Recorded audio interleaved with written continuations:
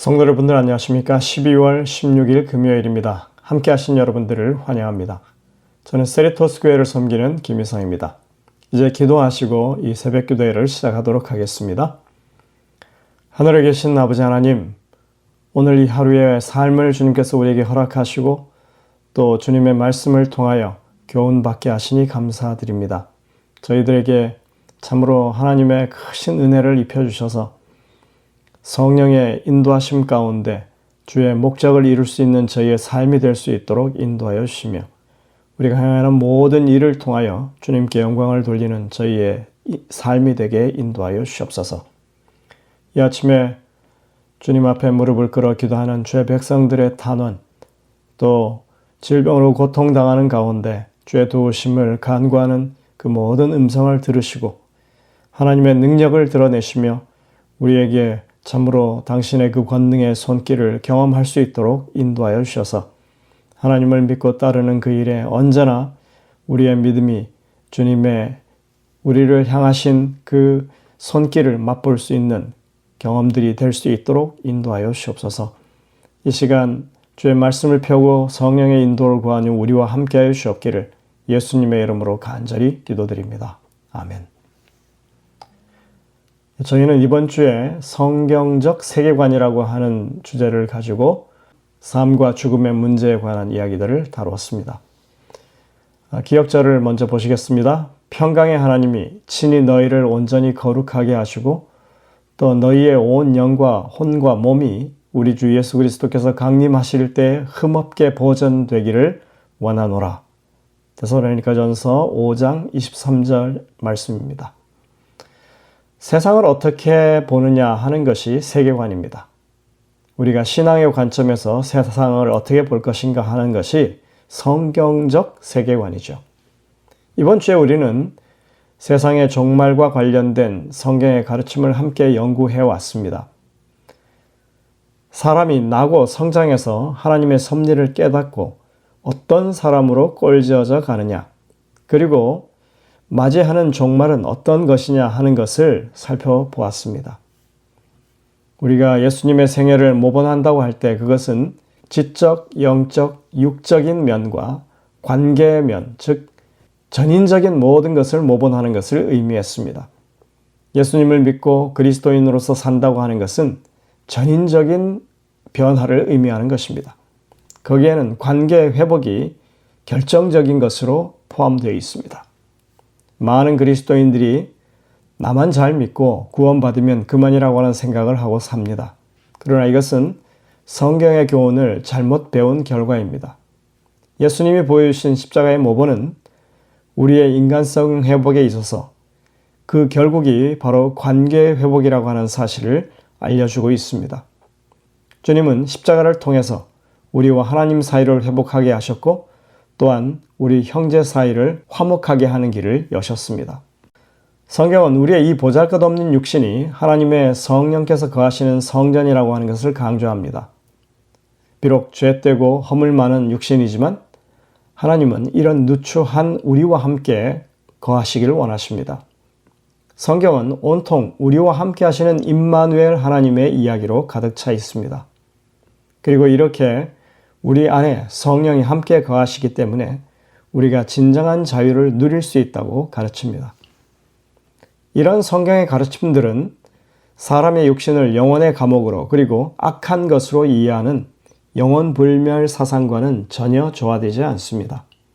또한 성경은 사람을 전인적 존재로서 영혼으로 부르고 있는데 이 또한 영혼불멸설이 주장하는 영과 육의 이원론과도 거리가 먼 것입니다. 우리가 이러한 사실들을 종합적으로 살펴볼 때 이번 주에 성경적 세계관이라고 하는 제목으로 우리가 다루었던 문제는 사람의 변화와 관계의 개선이라고 하는 측면에서 이해할 수 있는 것입니다.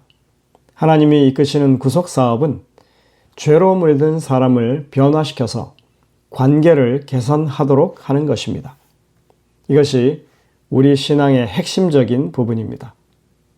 우리가 신앙이 깊다고 이야기할 때 사실은 사람의 변화에 대한 이해가 깊어야 하는 것입니다. 또 관계의 회복에 대해서 정말 깊은 이해를 가지고 있어야 하는 것입니다. 우리가 성경에 대한 지식을 많이 가지는 것도 중요하지만 그보다 누구와도 좋은 관계를 맺는 것이 더 중요합니다.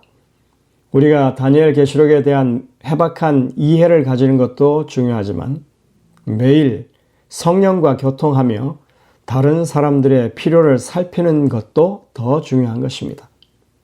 얼마나 많은 사람들이 겨우 구원 얻는 것에 안도하고 사는지 모릅니다. 우리는 그러나 넉넉히 구원받은 사람들로서 그래서 이 축복을 다른 사람들에게도 나눠주기를 그렇게 늘 바라고 살아야 하는 것입니다. 우리가 변화를 생각할 때 영적인 면, 직적인 면, 육적인 면의 변화는 물론 나아가서 관계 측면에 이르기까지 전인적인 변화의 영역을 우리가 바라봐야 한다고 했습니다. 그것은 성화에 대한 이해를 넓혀줍니다. 간단히 말해서 사람이 성화된다고 하는 것은 결국 관계 개선으로 드러난다는 것입니다. 하나님과의 바른 관계, 이웃과의 바른 관계가 이루어지는 것이 성화의 결과입니다.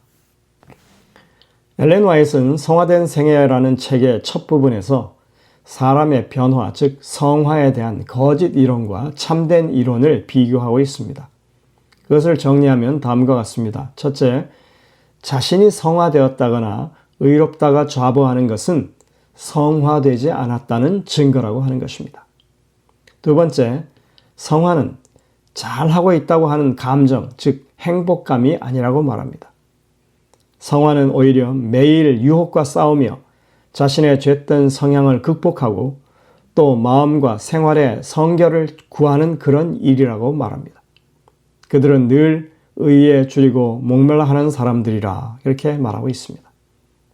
셋째로 자신의 선함과 경건을 그 사람 스스로는 잘 모르지만 주변 사람들은 그 사람의 향기를 맡게 된다고 합니다. 그러니까 성화는 자각하는 것이 아니라 오히려 주변 사람들이 그것을 아는 것이라고 말하는 것입니다. 네 번째로 성화의 가장 고귀한 열매는 온유라 이렇게 표현하고 있습니다. 우리는 오늘 여기 온유라고 하는 말에 좀 집중합니다.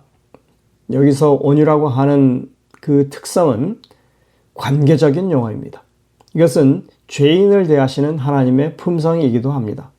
주님은 마태복음 11장 29절에서 분명히 이렇게 말씀하십니다. 나는 마음이 온유하고 겸손하니 나의 멍에를 메고 내게 배우라. 우리가 이러한 온유하신 주님의 마음을 본받아서 우리도 온유한 사람이 되어야 할 것을 성경은 당부합니다. 디도서 3장 2절에 보면 바울이 이렇게 말합니다. 아무도 비방하지 말며 다투지 말며 관용하며 범사에 온유함을 모든 사람에게 나타낼 것을 기억하게 하라. 온유는 모든 사람에게 나타내어야 하는 그런 특성이 맞습니다. 그것은 관계의 용어인 것입니다. 결국 성령의 열매 중 가장 귀한 열매가 관계를 개선하기 위한 이 온유의 열매라는 사실입니다. 주님이 말씀하신 팔복 중에 온유한 자는 복이 있나니 그가 땅을 기업으로 받을 것이라 하십니다. 최후의 심판 때 이 온유함은 중요한 기준이 된다는 것입니다. 마지막이 가까울수록 우리의 전인적인 모습 가운데 이러한 성령의 열매, 품성의 특징이 드러나야 할 것입니다. 그것이 그리스도의 마음을 품는 것이고 그것이 우리의 마음에 성령이 거하시는 성전이라는 말씀이 입증되는 것이고 나아가 우리가 다시 오실 주님을 맞는 준비를 바르게 하는 것입니다. 오늘 금요일 소재에 보면 때가 가깝고 우리가 준비해야 한다는 메시지들이 인용되어 있습니다. 대쟁투가 거의 끝나고 있다. 바다나 땅에서 일어나는 모든 참화의 소식은 만물의 마지막에 가까웠다는 사실에 대한 증거가 된다. 난리와 난리의 소문이 세상 끝을 선포한다. 우리 앞에 펼쳐질 큰 사건들을 기다릴 때 맥박이 급히 뛰지 않는 그리스도인이 있겠는가? 주님께서는 오고 계시다. 우리는 다가오시는 하나님의 발자국 소리를 듣는다. 마라나타 220쪽이죠. 주님이 곧 오신다. 우리는 평강 가운데서 그분을 만날 준비를 갖추어야 한다. 주위에 있는 사람들에게 빛을 전하는 일에 우리의 온 힘을 다하기로 결심하자. 우리는 슬퍼하지 말고 기뻐해야 하며 언제나 우리 앞에 주 예수님을 모시고 있어야 한다. 우리는 그분의 나타나심을 위하여 준비하고 기다려야 한다. 그분을 대면하고 그분의 구속받은 자로 영접되는 것은 얼마나 영광스러운 일인가. 우리는 오랫동안 기다려왔다. 우리의 믿음이 희미해져서는 안 된다. 우리가 만일 영광 중에 계신 왕을 볼 수만 있다면 우리는 영원히 복을 받을 것이다. 나는 큰 소리로 본향을 향하여 라고 소리쳐야 할 것처럼 느낀다. 우리는 그리스도께서 그분의 구속받은 자들을 영원한 본향으로 데려가시기 위해 능력과 큰 영광으로 오실 시간에 근접하고 있다. 하늘이라고 하는 책 165, 166쪽에 와 있을 글입니다. 참으로 주님이 곧 오실 긴박한 현실을 우리가 느끼고 산다면 지금이야말로 우리의 매일매일의 일상에서 성령의 열매가 맺히도록 가장 진지한 관심을 기울여야 하지 않겠습니까? 저는 지난 12월 9일자 기도력을 보면서 이러한 사실을 강조하고 있는 이 한 목사님의 권면을 보게 되었습니다. 그 목사님은 이렇게 말합니다. 마지막 때 하나님의 백성은 검증되지 않은 이야기를 피해야 한다. 세상에는 물론 수많은 불가사의와 의문점이 있지만 세천사의 기별에 따라 살도록 부름받은 하나님의 백성에게 그런 것들은 중요하지가 않다. 하지만 우리가 한 가지 어마어마한 음모에 관해 알고 있다. 세상 환경이 점점 짐승의 표를 받고 살아계신 하나님의 이는 거부하도록 변하고 있다는 것이다. 이 거대한 음모의 주동자는 다름 아닌 사단이다.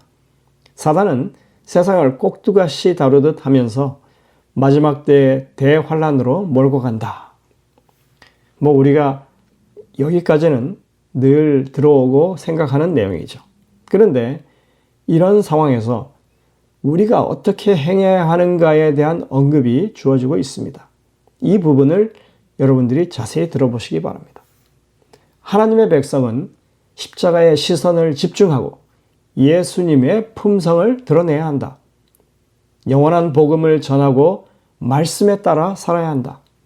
지레 짐작하고 흥분을 조장하고 불확실한 이론에 심취해 봐야 사람을 변화시키는데 아무런 도움이 되지 않는다. 오히려 역효과를 낳을 뿐이다. 우리에게는 확고한 진리와 예수 그리스도가 필요하다. 다른 것은 영적 장애물일 뿐이다.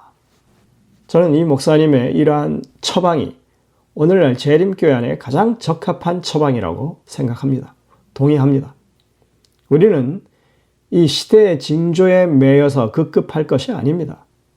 우리에게 정작 중요한 것은 주님의 품성을 성령의 역사로 말미암아 드러내야만 하는 것입니다. 우리의 전인적인 변화가 오직 성령의 역사에 우리가 협력함으로써만 가능하다고 하는 것을 우리가 생각하고 그 일에 매진하는 그리스도인들이 되어야 할 것입니다. 그것이 진정 예수 그리스도의 재림을 맞는 사람들의 영적인 준비가 될 것입니다. 함께 기도하시겠습니다. 하늘에 계신 아버지 하나님, 세상이 시끄럽고 참으로 주님 오시는 그 시간이 가깝다고 우리가 부화내동하는 그런 시기가 아니라 하나님의 백성으로서 성령의 역사하심에 전적으로 동화되고 참여함으로 그리스도의 온전한 품성을 우리의 삶에 드러내는 그 일이 이 시대의 가장 중요한 일이라고 하는 것을 우리가 다시 한번 인식하게 하시고 그러한 변화되는 삶을 주의 능력 안에서 경험하는 저희 모든 성도들에게 인도하여 주옵기를 예수님의 이름으로 간절히 기도드립니다. 아멘. 네, 여러분들 오늘도 이 주신 말씀들을 깊이 묵상하시면서 주의 음성을 듣게 되시길 바랍니다. 저희들은 일요일 아침에 다시 뵙도록 하겠습니다.